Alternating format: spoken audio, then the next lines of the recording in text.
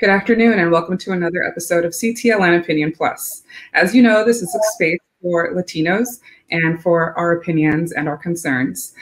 This week we are talking about ethics, the standards and behaviors expected by our state representatives and lawmakers. We are joined by Peter Lewandowski, who is the Executive Director of the Office of State Ethics. Thank you for joining us, Peter. How are you?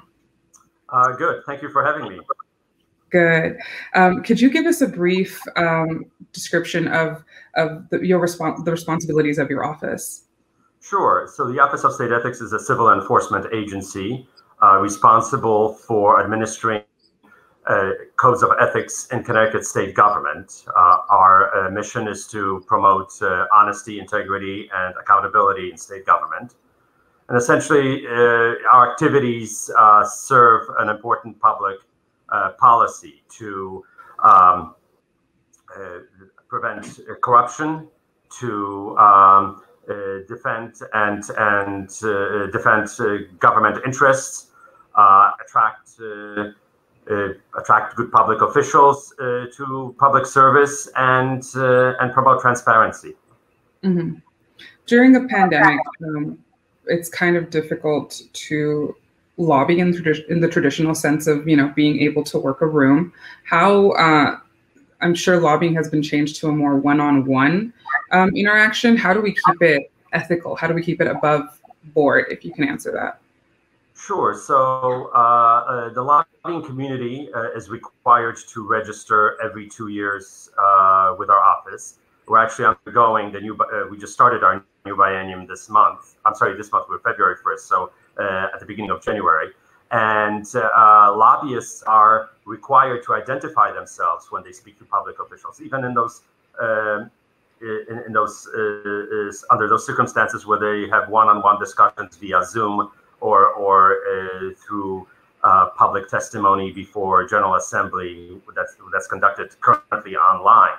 So lobbyists have that obligation to identify themselves, and also where possible, we issue. They have to display their identifying badges that identify their name, and also lobbyist registration. Your former the Speaker of the House, Joe Arasimowicz, announced that he would join Gaffney Bennett, a firm that is a business that has business clients. They're one of the biggest lobbies in Connecticut. When you have a former public service servant that becomes a lobbyist, are there limitations? Are there rules in place to make sure that it stays above board? Sure, there are rules in place, and former Speaker Arasimowicz did request an opinion from our office, and he was specifically informed that he would be subject to a 1-year cooling off provision where he would be prohibited from lobbying his former colleagues in the General Assembly for 1 year. He's not precluded from lobbying, for example, the federal government. He's not precluded from lobbying municipal governments, provided any action before those two bodies, whether municipal or federal, are not connected in any way to any action that's required by the General Assembly in Connecticut. So he can be a lobbyist on the federal and municipal level, but not on state level for 1 year. Oh, okay. So it affects tier. That's correct, very interesting. Correct. Our jurisdiction, yes. The prohibition that he is subject to right now is a 1-year prohibition on becoming a lobbyist before Connecticut state government. That's interesting. I have a lot of, I guess, difficulty understanding the difference between a donation and a gift. Can you explain that? Sure. So the term gift is defined in the statute. It's anything of value that's personally and directly received unless consideration of equal value is provided. And of course, there are a number of exceptions under the statutes for the term gift. A donation would be considered a gift under our rules. However, it depends on the circumstances under which this donation is given. So, for example, a donation to the state, where let's say you have an organization that wants to support certain state activities. Case in point, let's say in the pandemic, there may be a pharmaceutical firm that wants to donate certain drugs, or certain, or let's say, a healthcare entity wants to donate protective equipment to the state. That would be a donation, but it would be exempted under our gift rules as a gift to the state, and it's permissible. Okay. Provided, again, if the donating entity, if the donor is a registered lobbyist, let's say you have a pharmaceutical corporation that happens to be a registered lobbyist, they would have to report that donation on their financial statements. Would there be a limit to the amount that they could gift? No, there's no limit for gifts to the state. There are, however, limits under other different gift exceptions. So, for example, a good example would be a public official who receives a plaque or some kind of an award recognizing him or her for their activities or contributions to a particular entity. That type of gift of a plaque or award would be limited at $100, cannot exceed $100. Okay. I understand now. When talking about ethics and being above board, everybody has opinions. You are yourself a person, I am a person, and we have opinions and we are fallible. In your position, how does do you affiliate with a party, and if so, how do you remain objective? Sure. So that's a very good question. Thank you for asking this. I mean, we are required by statute, the staff and members of the board. Again, one important point that I would like to stress is the Office of State Ethics. It's overseen by the Citizens Ethics Advisory Board, which is a 9-member board appointed by the governor and legislative leadership.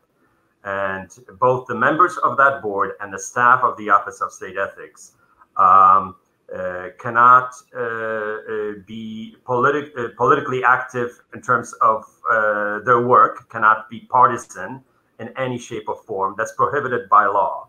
So we are a nonpartisan entity, and our activities have to be nonpartisan in nature.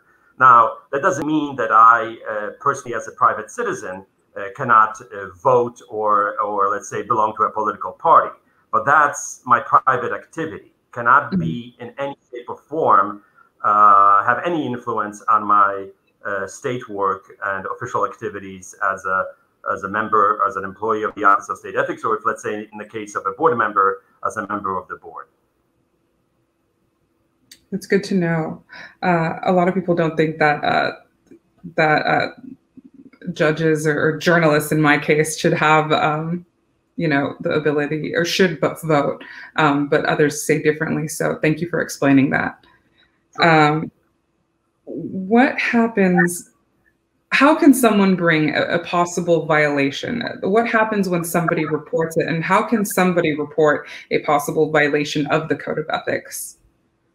Absolutely. So citizens and anyone, for that matter, can file a complaint with our office against a public official, a state employee, a registered lobbyist, or a state contractor, if they have grounds to believe that an ethics code has been violated. So individuals can file a formal complaint. They can also provide anonymous tips to our office, whereby our staff members within the enforcement division consider the anonymous tip, conduct preliminary investigation, and determine whether the Office of State Ethics on its own would then file a formal complaint against that individual. So there are two avenues of conveying to us possible wrongdoing by a public official, state employee, a lobbyist, or a state contractor, because those are the primary folks over whom we have jurisdiction. We do not have jurisdiction. You mentioned judges. We do not have jurisdiction over judges. There's a separate entity that enforces judicial code of conduct, and they're responsible for judicial misconduct. But in our case, those are the two avenues. And then, of course, our enforcement division reviews the complaint. If, let's say, if there's a formal complaint filed against a public official, and they determine whether that complaint meets the criteria, whether it, first of all, asserts our jurisdiction, whether it applies to any provisions of the ethics code. And at that point, we go forward towards the determination of probable cause, where a hearing is held by a judge, trial referee, to determine whether a probable cause is established. Now, everything that we are doing up until that hearing, up until the determination of probable cause, is confidential. And I want to stress that our proceedings are confidential in nature. And folks who file complaints have to maintain confidentiality. They cannot advertise to the Hartford Courant or to your organization the fact that they filed a complaint against a public official. It has to remain confidential up until probable cause is established. And the reason why is fairly simple. You can imagine that, you know, ethics complaints can ruin political careers.